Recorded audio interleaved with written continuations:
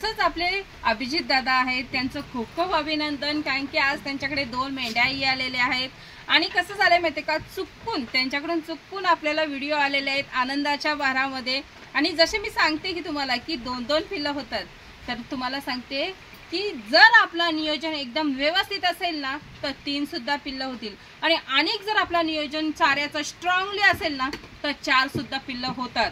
आता तुम्हाला त्या 2 मेंढ्यांचं यालेचं वगैरे मी याला शॉर्ट व्हिडिओला ठेवते, तर त्याला बघू शकता 3-3 त्यांना पिल्लं झालेली आहेत आणि दोघीच मेंढ्या यालेल्या आहेत. तर कसं होतंय माहितीये का, आणि जसं आम्हाला त्यांनी व्हिडिओ वगैरे पाठवलं तर आम्ही त्यांच्यासाठी म्हणजे त्या मेंढ्यांचा वगैरे व्हिडिओ आम्हाला तिकडून बेलगावमधनं एका दादांचा फोन येतोय, त्यामुळे आम्ही म्हणलेलं की तिथल्या तिथेच तुमचा गिऱ्हाईक पण लागून गेला. तर अभिजित दादा असे बोलतायत की दादा तुमच्याकडे व्हिडिओ पाठवला की लगेच तुम्ही आम्हाला गिऱ्हाईक लगेचच देताय.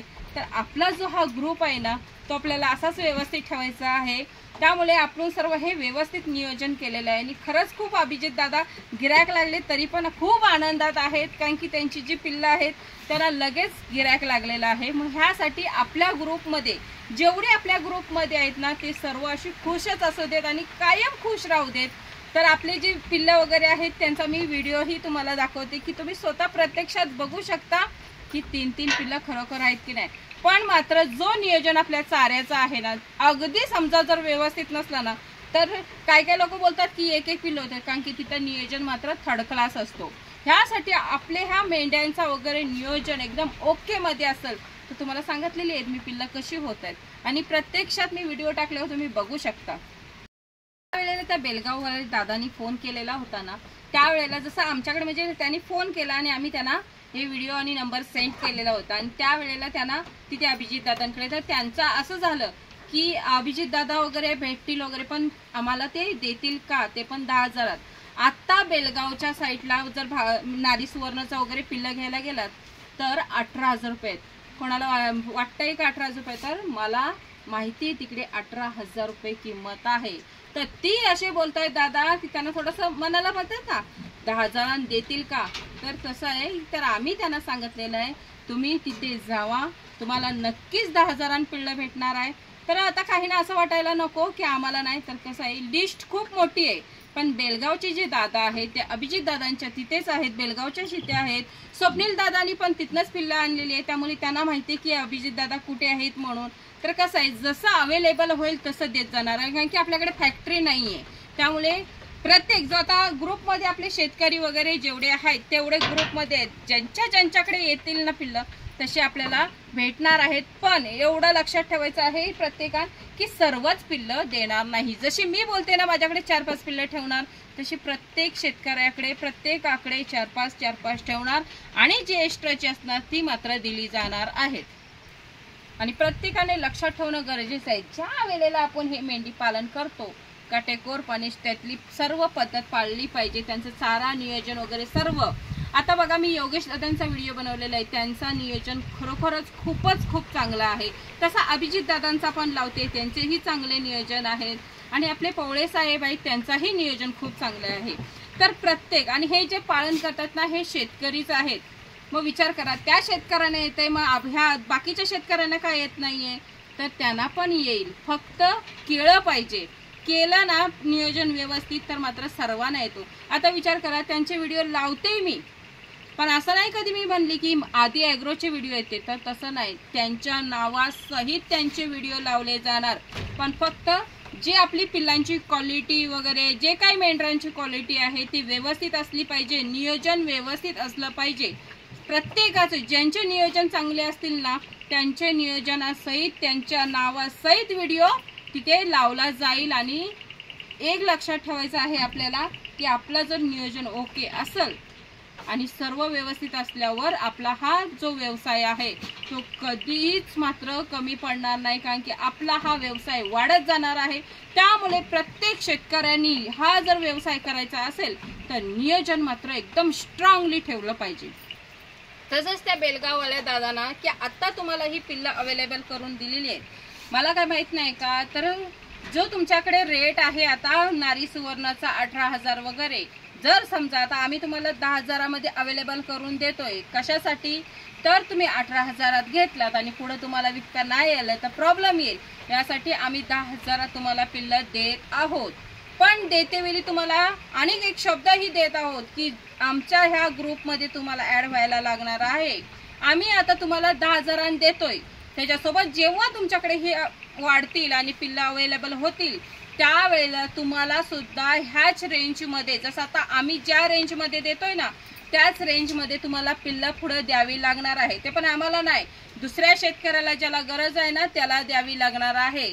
आणि हा जो नियम आहे तो नियम सर्वांना लागू आहे, मला सुद्धा लागू आहे। त्यामुळे तुम्ही पण हे लक्षात ठेवणं गरजेचं आहे। जर का समजा तुम्ही ते तसं नाही केलात, नंतर मात्र नाही द्यायलात आणि म्हणलात मी बाहेर विकेन, तर मग मात्र पुन्हा कधी काही अडचण आली, प्रॉब्लेम आला तर आमच्याकडे मदत मागणे नाही, आम्ही मदत करणार नाही। कारण की आम्ही हा शेतकऱ्यांसाठी सर्व करतोय आणि आपल्या शेतकऱ्यांमध्ये ग्रुप करून राहून आणि दुसरे ऍड करायचे आहेत आपल्याला शेतकरी, त्यांच्यासाठी ही रेंज ठेवलेली आहे। आणि प्रत्येक शेतकऱ्याला परवडावं, प्रत्येक शेतकऱ्याला विकता यावं, ह्यासाठी हा सर्व नियोजन आहे। त्यामुळे बेलगाववाल्या दादांनी हे मी आता बोललेली आहे ते तुम्ही लक्षात ठेवणं गरजेचं आहे। विचारलं होतं कमेंटमध्ये की हा मेंढरांचं दुधाचं वगैरे कसं असतं, तर तुम्हाला आता मी स्पष्ट सांगते दुधाचं वगैरे। तर काय होतंय की आपली जी ही आता पिल्लं वगैरे होतात दोन त्यांना दुधासाठी कसं होतंय, आपण आता मी सांगते ना की गहू वगैरे भिजत घालायचं, तर आपला गहू, सोयाबीन आणि मक्का हा 24 तास आपल्याला पाण्यात भिजवायचा आहे आणि त्याच्यानंतर 24 तास आपल्याला फडक्यात बांधून ठेवायचं आहे। जसं बारीक बारीक आपल्या कडधान्यांना मोड येतो ना तसं त्यांना मोड येतो आणि ते बारीक बारीक मोड आल्याच्या नंतर मग आपल्याला हे ना खायला घालायचं आहे। हा खुराक झाला त्यांचा, बाकीचा मात्र कसं असं विकतचा वगैरे खुराक नाही, तर आपल्याला तो घरगुती खुराक करायचा आहे आणि तो द्यायचा आहे त्यांना खायला, ज्याने आपली ह्यांना दूध वगैरे व्यवस्थित राहतो। आणि गाभण कालामध्ये ते दिलं तर आपल्याला जी पिल्लं वगैरे आहेत ह्यांना काहीही प्रॉब्लेम येत नाही दुधासाठी वगैरे। आणि दूध वगैरे पियाला ज्या वेळेला पिल्लं होतात ना त्यावेळेला काय करायचं आहे, दूध वगैरे पियाला तर समजा तुम्ही सेपरेटली वगैरे पिल्लांना ठेवत असाल तर दिवसातनं कम से कम 4 वेळा तरी त्यांना दूध वगैरे पिऊन द्यायचं आहे। आणि त्याच्यासोबतच आपली समजा 3 पिल्लं झाली तर 3 पिल्लं झाली तरी तुम्हाला तीच प्रोसेस करायची। जसं दुधासाठी यांच्या मी बोलले ना ते मका वगैरे भिजत घालायचं आहे, तर ते घालायचं आणि ज्याने ह्यांना 3 पिल्लं जरी झालीत तेव्हा एक आपल्याला लक्ष द्यायचं आहे, 3 पिल्लांना मात्र दूध थोडं थोडं आईचं पाजायचंच आहे। कारण की कसं होतं 3 असल्यामुळे काय होतं 2 ही समजा पटापट पिऊन मोकळे होतात, मग तिसऱ्याला मिळत नाही। त्यासाठी काय करायचं, हा लक्ष ठेवायचं आहे। जेव्हा 3 पिल्लं होतात ना त्यावेळेला बारी बारीने त्यांना तिघांना पण पाजायचं आहे। आणि त्याच्यासोबत मेंढीचं दूध दिल्याच्या नंतर आपल्याला बाहेरचं जसं गाईचं वगैरे दूध आहे तेही त्यांना थोडं थोडंसं पाजायचं आहे।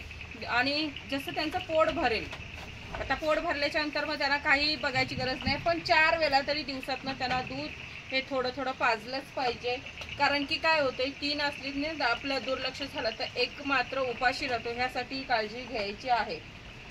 आणि तसंच त्या दादानी हे पण विचारलेलं होतं की शेळीचं वगैरे दूध काढायला लागतं, हे क्रॉस वगैरे झाले ना शेळ्या की, तसं आपल्या मेंढ्यांचं काहीही प्रॉब्लेम नाही, काही टेन्शन नाही। ज्या वेळेला त्या क्रॉस वगैरे होतात त्या वेळेला तर दूध मात्र ऑटोमॅटिकली बंद होत असतो, त्यामुळे आपल्याला तसं काही टेन्शन घ्यायची गरज नाही की ह्यांचं दूध वगैरे काढणं, काहीच नाही। जी आता जो दूध आहे ना तो मात्र आम्ही सुद्धा काढत नाही, जी पिल्लं आहेत ना त्यांना सर्व दूध पाजत असतो।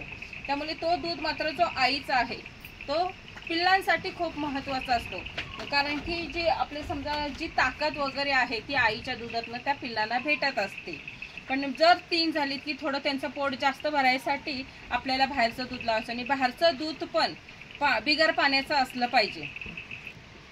आणि जसं आता ह्यांचा मेंढ्यांचा क्रॉस वगैरे करण्याचा प्रश्न आला तर मी जशी म्हणते ना की ह्यांना जेव्हा येतात वगैरे त्याच्यानंतर 1.5 ते 2 महिन्यानंतर क्रॉस करायचा आहे। कारण की कसं होतंय ही मेंढ्यांचं असं आहे की ह्या जेव्हा क्रॉस होतात तेव्हा दूध मात्र ऑटोमॅटिकली बंद होत असतो।